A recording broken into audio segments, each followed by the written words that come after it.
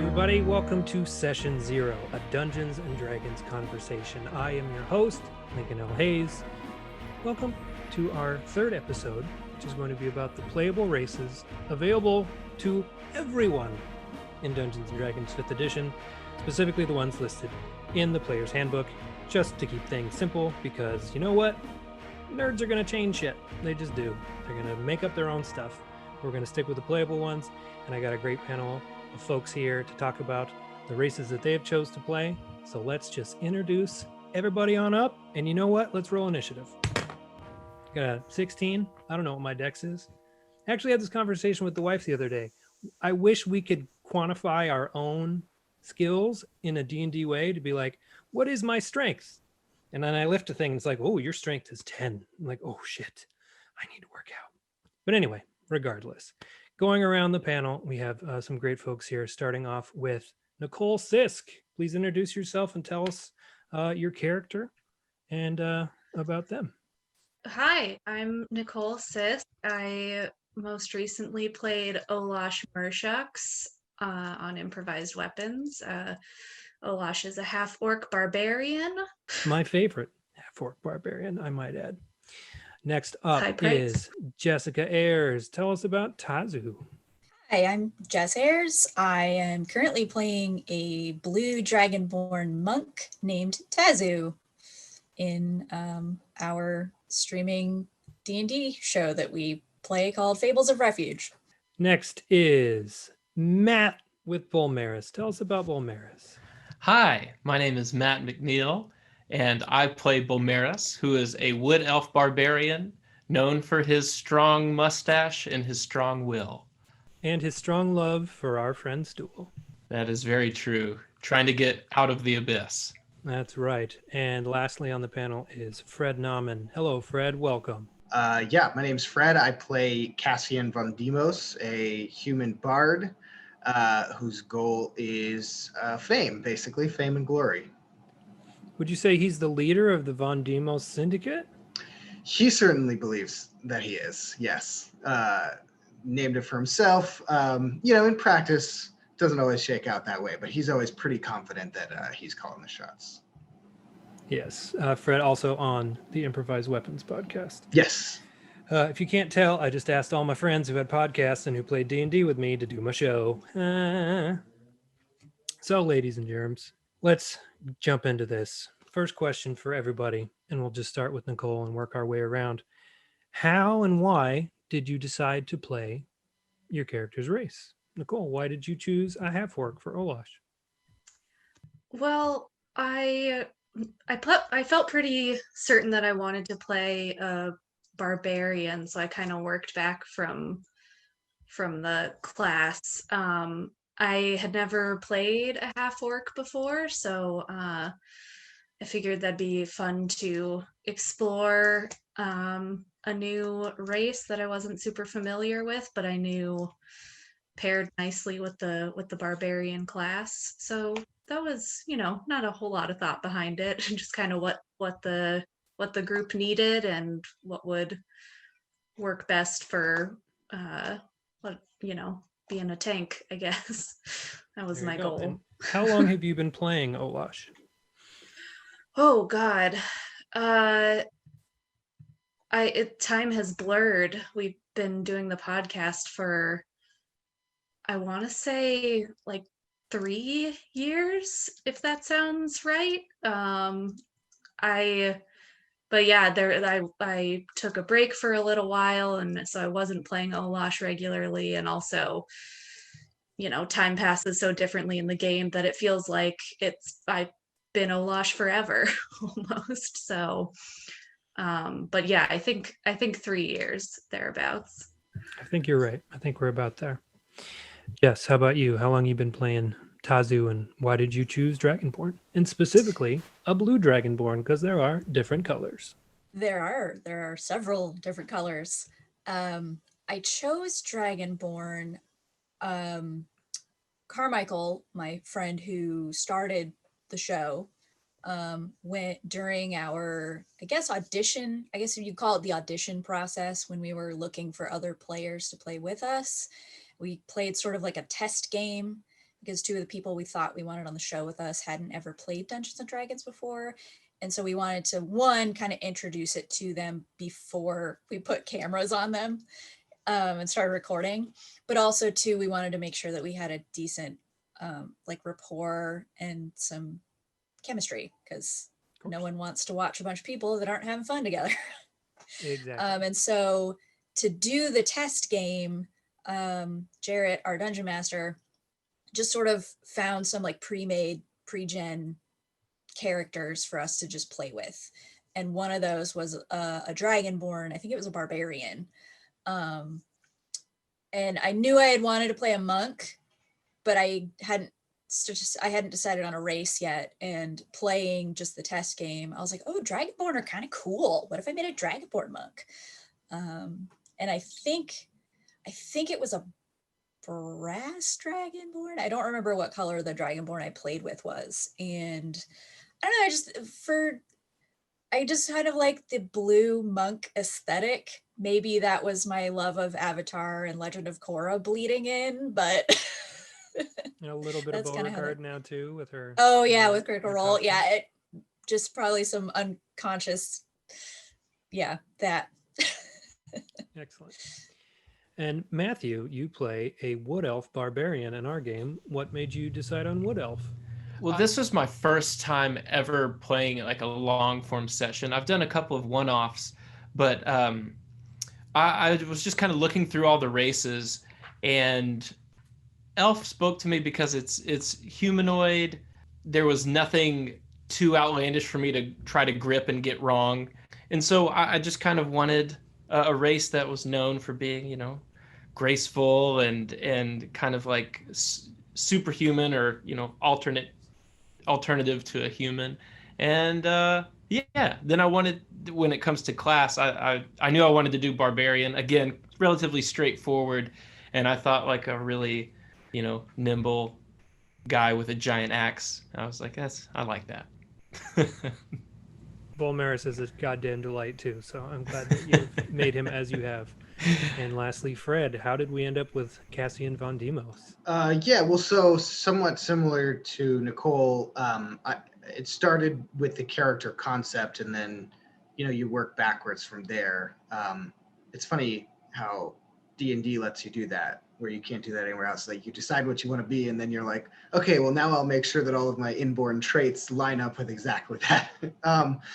But it was funny because part of what I wanted to be was like a guy who does a little bit of everything, not necessarily all of it that well, which isn't super, it's rare, I guess, in D&D, or it's not what the game is built for, but to the extent that it is, like, human is that. Like, the human race in D&D is like, oh, you know, they're like a little bit of everything. They get a couple of stat points they can throw into this. Maybe they got one extra trick they picked up somewhere along the way, but they're not like the beefiest or the smartest or the fastest. So, you know, human worked for the guy I was trying to build, especially because, you know, I knew I wanted to be a bard, but I also wanted him to be able to sort of swashbuckle a little bit. And the 5th edition variant human race gives you a bonus feat right out of the gate. You're the only kind of character that can have, like, only humans get to have a feat starting out. Everyone else has to wait till level 4 at least. So I was like, yeah, I think I want that, because I wanted to be able to cast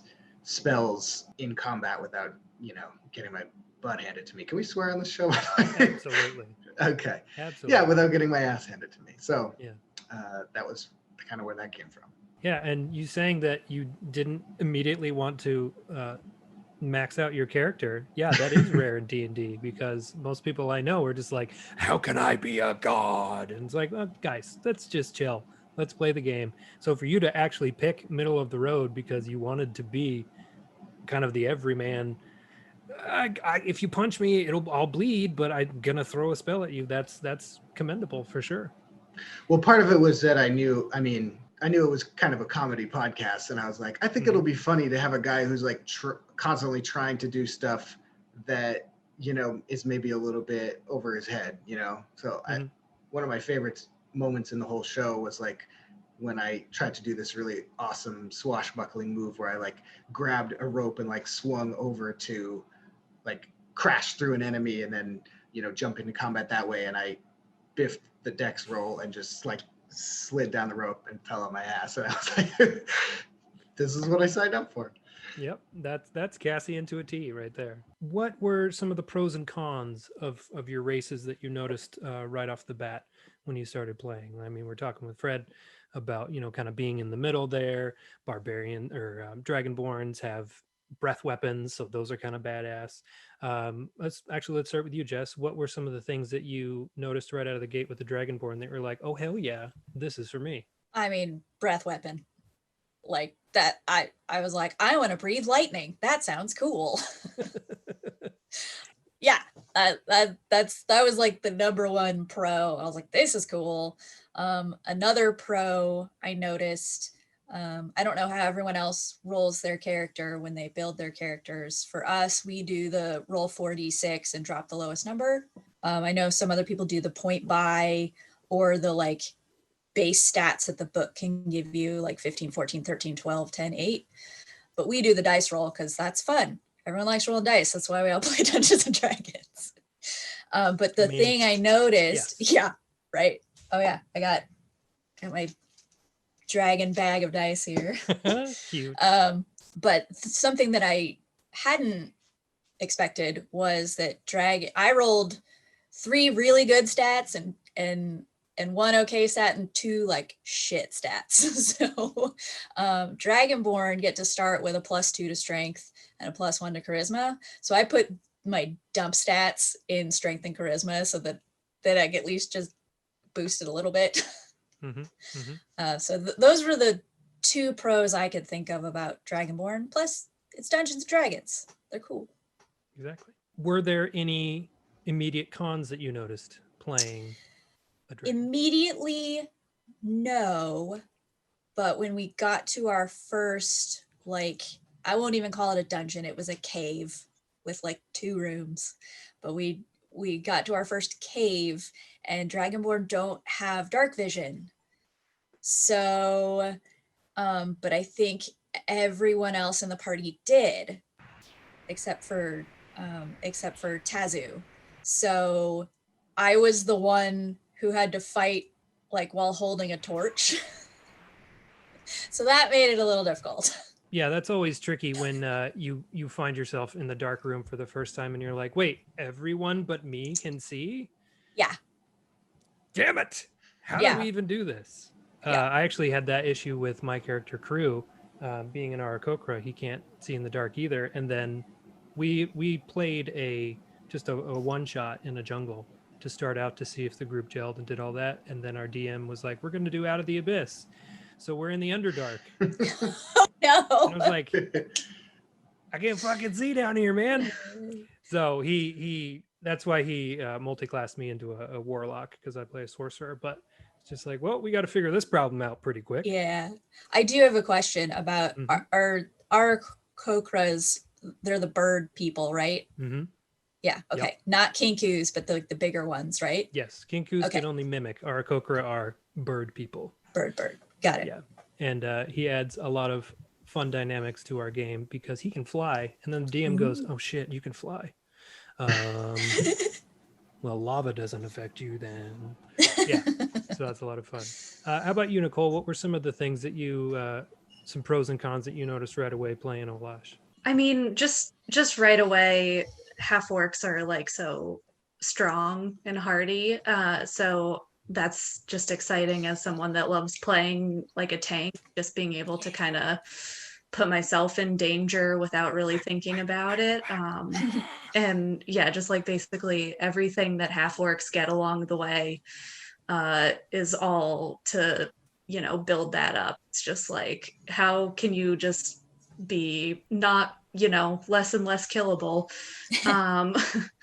And I mean, it was also pretty cool. This might have been kind of specific to our game, but I was one of the, like, we rarely saw any other orcs or half-orcs around. So I felt like that gave me a little more freedom to have fun with kind of like what half-orcs are like and what life was like living with orcs and half-orcs, because there wasn't just like a decided NPCs walking around being like, this is what it's like, because I was pretty much the only one. But that does kind of tie into the biggest con, which is that everyone's just pretty immediately afraid of you or like doesn't like you, which can make things pretty difficult in certain situations when you're trying to not just like hack and slash your way through a situation. And also just like some NPCs said some really mean stuff to me. Yeah, we Which- will get into the implied racism that Yeah. exists in the Dungeons and Dragons world. But yeah, we'll get there. My wife has a similar situation. She plays a tiefling, and we don't run into a lot of tieflings. So I try to incorporate that into the story that is there and that's going on. And then occasionally she'll meet a tiefling, and they'll have, you know, a fine life. And she's like, "Hey, what the hell? How come your life is so good?" So yeah, that definitely exists in there.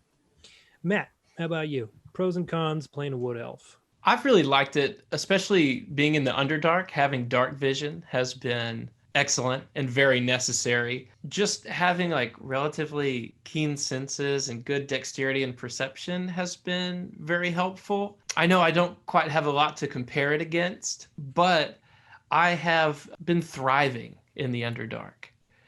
Though there's no real woods or anyone else other than Duergar and Drow and Mushroom folks. So I've personally loved it. 10 out of 10 would be an elf again. Any downsides though? Anything where you're like, I wish I weren't so spindly and lithe in this situation, especially playing a barbarian. Yeah, I think that's kind of the it's kind of fun to clash because I really like being a tank and just running up and causing kind of pandemonium and chaos for the greater good. But it doesn't quite help that I'm relatively squishy. I mean, not too much, but you know, I don't really wear any armor. I just kind of go around in my underwear with a giant axe and hope for the best. And though I know that is a negative to a degree, it makes the game a lot of fun to kind of roll the dice, pun intended. I'm glad you have that viewpoint, because I feel like there's a lot of groups, like Fred was saying, about the maxing them out, where like, I just have to be the best I can. But yeah, in canon, Bulmaris is still in his underwear from when we were captured and thrown into the dungeon.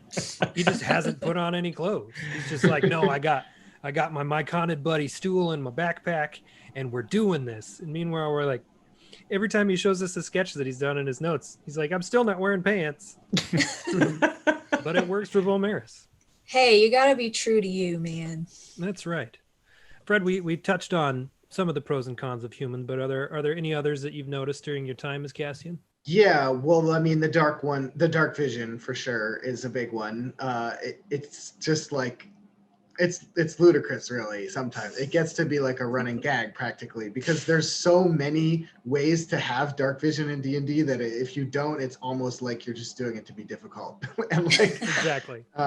So, you know, yeah, you wind up in these silly situations. Like, I built Cassian to be fairly sneaky, but you know, you can't really scout if you can't see anything. You know, if you can't see more than 5 feet in front of your own face. So yeah, just you wind up feeling like a kind of a dunce. Or else, of course, it helps to be able to cast spells. I'll say that, because at least you can cast light on your sword and you know, run around waving a big stupid flashlight everywhere, which has its own drawbacks, I guess. You know, the pro and the con are kind of the same thing. The pro and the other con, which is like, there's not anything sort of preloaded about humans in D&D, you know, like everybody else kind of has these archetypes already built into them, which like can be a fun thing to riff on and play with. But I also think it's fun sometimes to have this character who like nobody assumes anything about, and who you don't have like this built-in idea of what they talk like and how their society is probably structured. Like, I mean, I guess there's the default, it's probably a feudal society, like a little bit less gnarly Game of Thrones, you know, whatever. But, you know, you don't have this idea that automatically you probably like, you know, want to bash stuff up because you're a half-orc, or like, if you're a dwarf after the Lord of the Rings movie came out, you're Scottish and you drink a lot. Like, you know, those things are like, they're always kind of in the back of your head. And then it can be fun to, you know, it can be fun to play against type, like, you know, Matthew did being an elf barbarian, which is like a fun thing. But even if you do that, you know, you are playing against type. So I enjoy that sort of freedom about humans in D&D, that they're kind of like, they're the blank page and you can put whatever character you want in there. Yeah, I never actually thought of humans like that as the blank page, the blank canvas of, here you go, figure out how to survive in this world. And it literally is survival. That's an interesting perspective. Shifting gears a little bit, are there any standard races that you all are eager to play at some point if you have the opportunity? Those being, you know, the ones in the handbook, nothing fancy, that we'll cover in the Weirdos episode coming up. Anybody just like eager to play a gnome, you know? Yo. What you got? Yeah, I really want to play a gnome. I love the lore about gnomes. I love this idea that like they live to be like 500 years old, but they get bored really easily. So they're always like jumping from thing to thing. So like the character that I am 95% certain I'm going to play next is a gnome who used to be like this wealthy, successful industrialist, but like got bored of it and switched to like stealing things as like an idle, rich playboy thief, kind of like the Thomas Crown affair. Yeah. So so he's going to be like a gnome rogue who's like, you had this past life as this, you know, sort of super rich, dapper guy, but got bored with all that and like sold his factory and gave away his fortune and, you know, whatever.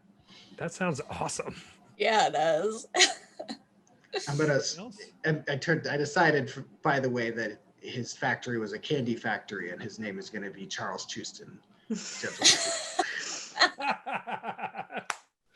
That's perfect. I always kind of come back to wanting to play a halfling. I've never played one, and I don't know. There's just like, I keep going for these like big beefy types, and you know what? Maybe I just need to open up my mind and try to be something little. And I like the idea of like playing something where I would have to use more than like use my brain a bit more to navigate situations than just fighting my way through. So I feel like a halfling, just, you're so small.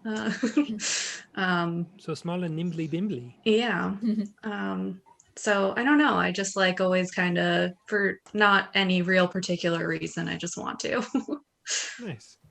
Yeah, it is a big shift to go from a big character to a small character. All of a sudden you're like, I can't, what do you mean I can't do that? Oh, right. I'm 2 feet tall. Shit. Jess.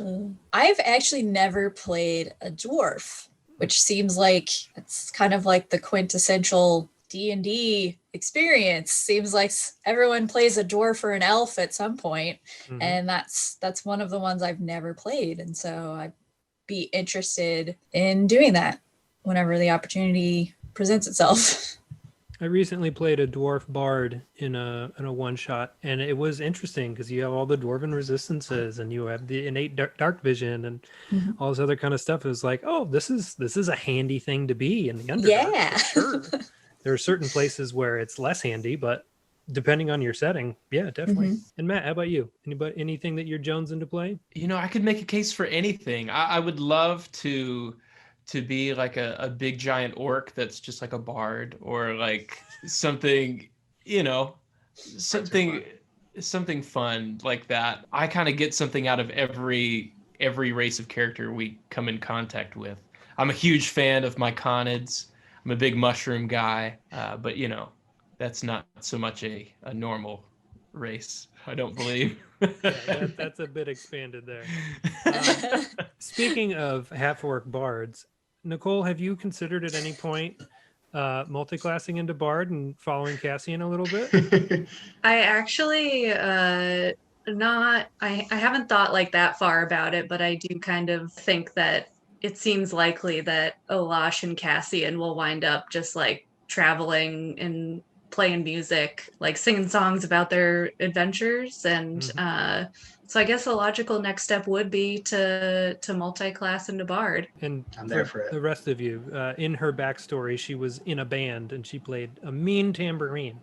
It's very And, famous. Nice. She thinks she's very famous, and She was very famous. We just never ran into any orcs who had heard of her. she's very niche. She was She's famous like John in Candy's Canada. character in Wouldn't have heard of Home Alone. We've touched on it, but let's just go right into it. There's a lot of racism and bias in D&D. Like you read in the modules, and they're just like, oh, there's a bunch of goblins up there. You know how they are. And I just go, oh, Jesus, really? We're doing that? How much does this factor into how you play? And have you had an instance of NPCs being racist or prejudiced against you? Nicole, you're the logical place to start because we've already talked about it. What's going on with Olash and people being a dick to her? Yeah, well, I mean, like I said, there just weren't really many other orcs or half-orcs around, so people were very wary. It definitely got us into some fights. I remember early on we went to a town and someone in that town essentially tried to just like run me out of town because they didn't want half-orcs around, which I always tried to balance it by, like, one thing I always really liked about Olash was just the more I played her, the more I started making her like just very like sweet and caring, like kind of in spite of her half-orc ways and her barbarian ways. And so I always really liked to, if we would run into creatures or people that also kind of were outcasts in that way, I would try to like be kinder to them than maybe people had been to me. That did sometimes not end super well because I did wind up befriending a hag who definitely probably didn't have my best interest at heart, but you know. she kind of fucked you up. But you know, I think it's definitely a difficult thing you want to be aware of it, and you don't want to just ignore it because it is so inherently a part of D&D. But I try to just like do the unexpected or just beat the shit out of people that are racist towards me if they really won't cut it out. Like sometimes that's what you got to do. I think that's a lesson we can take out into the world. How about you, Jess? Anybody been a dick to your Dragonborn monk? No, not in our game, just because the world that we're playing in is a homebrewed world, and there's lots of different races that have all sort of melting potted their way into this particular continent. So it's unusual. Dragonborn are unusual, but they're not unheard of. And I have met one. My character has met another one, and he was just like a bartender at a bar. So it's not been an issue in that particular game. When I have played a half-orc, building on what Nicole said, that yes, I feel like orcs / half-orcs and goblins are the ones that tend to get the brunt of the like racism in games usually, and then the like classic dwarves and elves hate each other. But yeah, for my character, no, haven't really encountered it. Well, kudos to your DM for making such a melting pot world. It helps when you're engaged to the DM. I think my wife would agree with you. And that is some power gaming right there. Right? Nicole.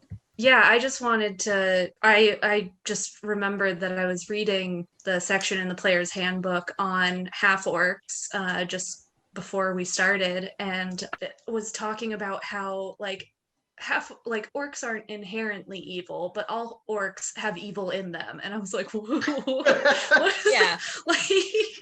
what does that mean? Like, it's just it's so weird sometimes to see how like obviously it's laid out where it's just like, well, we don't want to just say orcs are evil, but like orcs are kind of evil. So And, yeah, that was all. Sometimes it's just there on the page. That's shit what your we do. racist grandpa says. Yep. A little bit. Matt, I don't know that it's come up much in our game, but we are constantly up against Drow and Dwergar. Do you feel like your Wood Elfness has been taken advantage of in any way? Not necessarily. I feel like since we all started as prisoners in a world that we're all unfamiliar with, we kind of got brought down as a pod of diversity amidst these little bigger pockets of singular races, being the Drow and then the Duergar. Yeah, we haven't really run into anything that I recall. I mean, Crew's character is totally the oddball in our whole universe, because you're a bird and we're underground, and even then, yeah, well, even then, no one really hates you for it, because honestly, you're usually better off than everybody else because you can get away from it. That's true. Also, I think a lot of it has to do with your DM. I don't know that our DM really wants to dive into the racial politics of the Underdark so Yeah. much, but it's there, and Yeah. and elves and Drow don't get along. Yeah. So he could play that up if he wanted to, but honestly, there's enough going on in our game that all of a sudden for racism to come into it, I think would just kind of grind things to a halt. Yeah.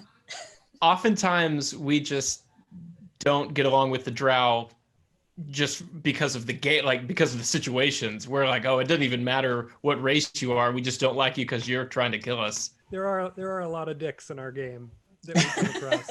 And a lot of poor blacksmiths that are just trying to make an honest wage. And then We're so Polaris is mean. like, give me this thing, and then we spend 2 sessions trying to do that thing, just so he can get a flaming axe. Well, we got it. We got it. We did. Was Fred, it do you worth feel- it? Yes. Yeah, it's a +1 great axe that does fire damage too. I think Yeah. that's worth it. Uh-huh. We just had to go totally. get some gas. Big deal. Fred, have you encountered anything? I'm trying to think of any instances where you've been in an overly non-human setting in the game, and there've been plenty. Like, you guys have been all over the gamut. Do you feel that anytime being a human has been a hindrance to you? Not in the sense of like, because other people are like, ew, a human, I mean, I'm trying to think, like, our main antagonists, right, were more sort of this Lovecraftian monster cult where they're like all different races, but they're all getting grafted weird alien body parts onto them. So like that doesn't really come up. And then the only other big non-human setting we were in was the Mushroom People caves. We went there too, our own world's version of those.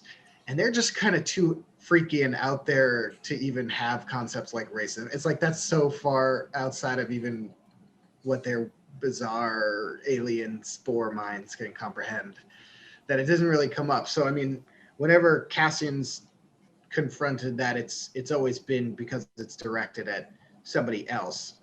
Obviously there was the incident with Olash that Nicole referenced. And actually, in that same town, maybe we just happened to stumble, Nicole, into just like the one town of racists in that whole society, because they also had the thing with the kobold, remember? Like we had to like convince the town people not to just like summarily execute this kobold that we had captured, and it turned into a big courtroom drama scene. So yeah, I guess I got to be, we got to do our sort of Atticus Finch thing. That's a terrible analogy. Sam The kobold did get away well. with community service. Just Yes. I want to Oh, make that's sure you all Yes, know she did. she Highly wasn't recommend. executed. Highly recommend that arc of improvised weapons. Sam mentioned it when he was on too. But We yeah, kind of front loaded all of the race stuff in our game into the first like 6 weeks. well, then you get it out of the way. We're coming to the end of our time here. I want to thank everybody for being on the show. This has been a delight, and we'll wrap things up with a final question here. When do you feel you had your first real connection with your character, and if you haven't, why or why not? And let's start with Fred and work our way backwards on the square. So there was a moment in our campaign.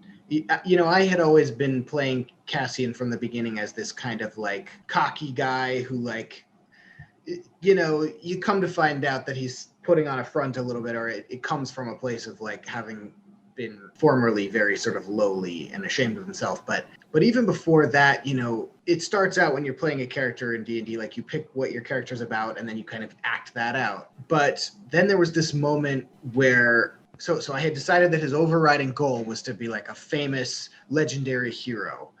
And then we had fought our way through this series of traps in this weird dungeon complex and made contact with this bizarre secret society. And it culminated in us finding out that there was a prophecy about 4 legendary warriors who were going to save the world. And in that moment, it was such an exciting moment for me because I knew it would be such a huge thing to Cassian. And I sort of felt that in the same moment that he did. I was like, there's a prophecy about us. And it was like, my joy was his joy in that moment. It was like one and the same. I was finally sort of experiencing the same thing as my character was experiencing. Yeah, that sort of just made it really click and made it all come home for me. Because there's a sort of real joyfulness about Cassian that's like my favorite thing about the character, is that like, he has things that he cares about, he gets sad, but like fundamentally he's just excited to be adventuring, and that moment was kind of like where that really clicked for me. That is awesome. Matt, how about you? When did you know you and Bolmaris were kindred spirits? Oh man. Well, it's interesting because when I first started playing, there's a little bit of the I'm new to this, and so there's that little bit of not necessarily uncomfortableness, but self-consciousness, knowing that you don't know really what you're doing. But that went away really quickly. We were all prisoners of the drow, and there was a little myconid prince toadstool-looking thing named Stool, and I have no idea really how it started, but I took him in. I was like his caregiver. And I made a little satchel and I wear him all the time. And like, he became like the leader of our whole group. And there was just something about it. The whole game and world became very real by having this other thing to take care of and to love. And I feel like I found my character, and my character found himself in that. And through that journey, and the way that Stool has become for some reason, a big part of our group, that really just helped me as a player and in my character in his world. And he has a giant mustache, which is, who wouldn't love that? And you're automatically in that world because his mustache is always flowing in the wind. And do you have your mustache with you? Oh my gosh, I left it in the other room. Well. I have this giant mustache that I like lodge into my nose, and it always falls out. And we always do it at the weirdest time too, because we usually pin the map, and then he'll talk, and then he just has this screen-filling mustache.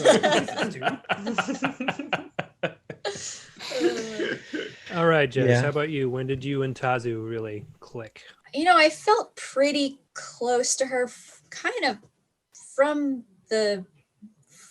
building her, because we're not playing in like Faerun or like an official wizard's place, or even like non-wizards, but like a place that we're playing in like built from the ground up world from our DM. So he kind of gave me free reign on making her monastery, like where she came from, and the mountain top she lived on. And so I kind of felt like I got close to her while I was building her, and I like kind of went through like what her day-to-day life would have been like before she left.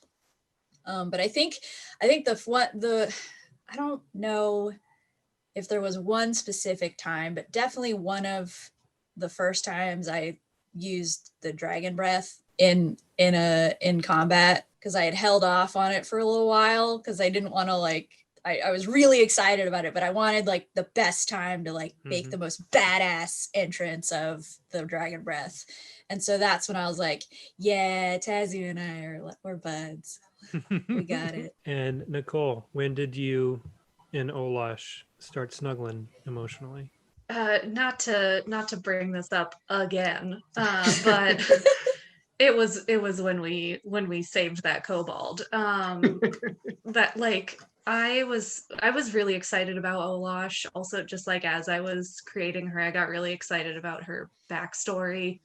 And I was just really excited to like see how that all worked in to the personalities of everybody else in the group. And but that was really, we saved a child from kobolds, and then somehow that turned into us bringing this kobold back to the town and like demanding justice. Like the kobold sure did something wrong, but kobold didn't know. It was kobold's just being a kobold. And that was, I think it kind of was the first time where I was like, oh, this is Olash's personality. Like this is, Olash saw another creature who was misunderstood and, you know, being put into a position that she shouldn't be put into, and I gotta look out for her. And yeah, so that was the first time I really, and luckily our DM really just let us go nuts with that and really supported it by creating a whole like lawyer mechanic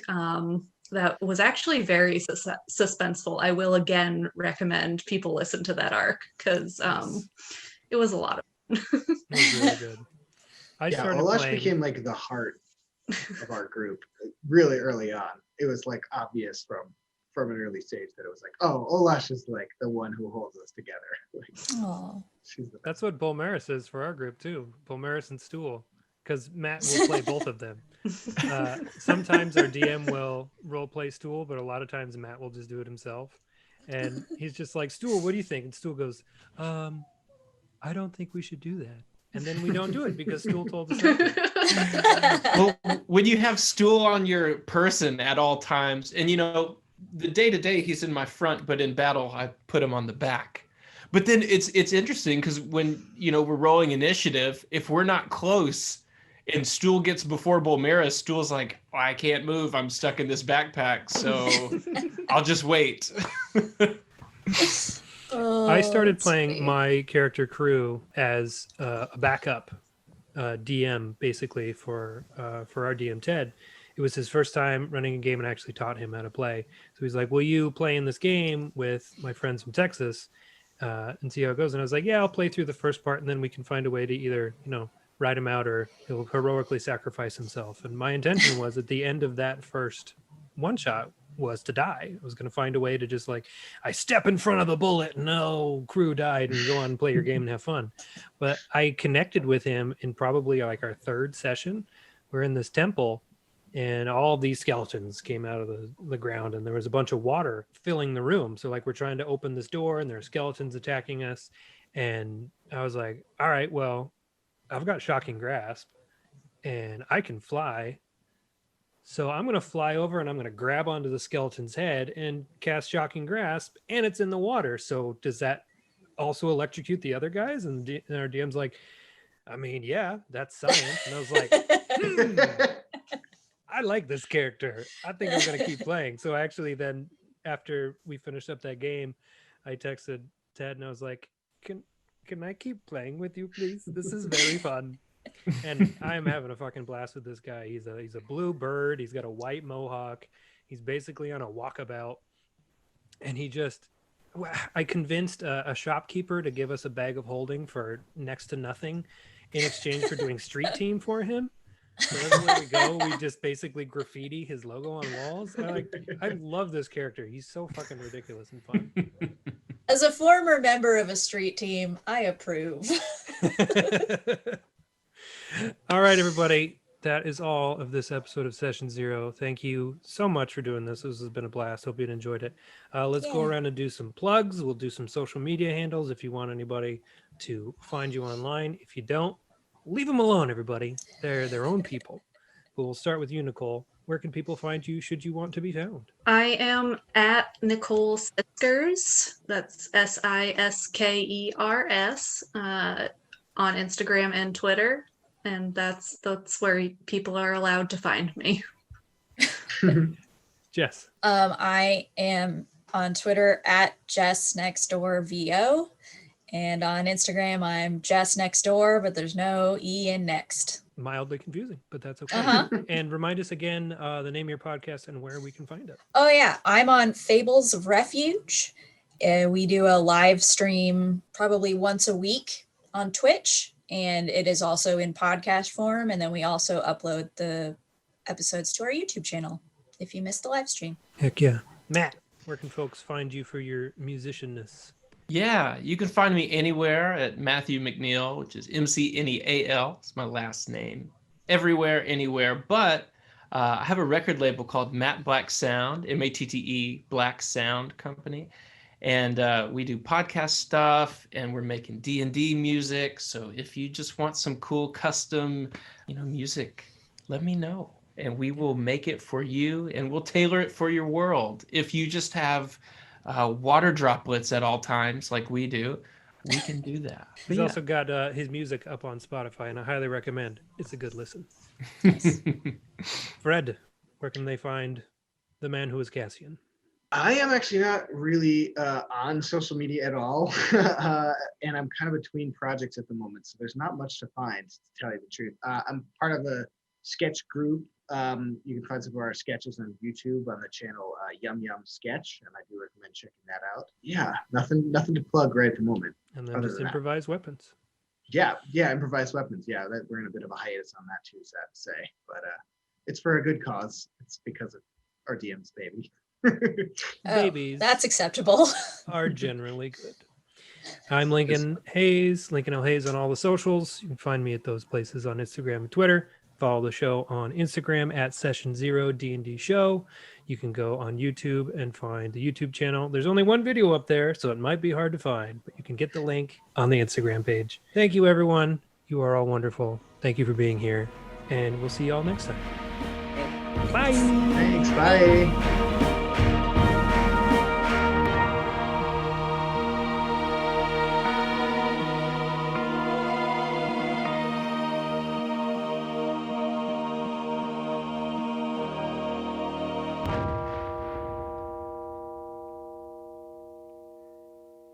Hey, it's me again. Did that seem like fun? All that D&D talk? Well, I could teach you if you want. Just go to my website, lincolnlhayes.com/storytelling, and take a look. I can teach it a couple hours, run through the basics with you, do a small session, see what you think. I can run it for just you and a couple friends, you and your family, you and some coworkers. What do you got to lose? If you don't like it, it's one night of TV you don't watch. But if you do like it, you have a hobby you can play for the rest of your life. Sounds good to me. Head over to my website, lincolnlhayes.com/storytelling. Let's chat. And thanks for watching Session 0. See you next week.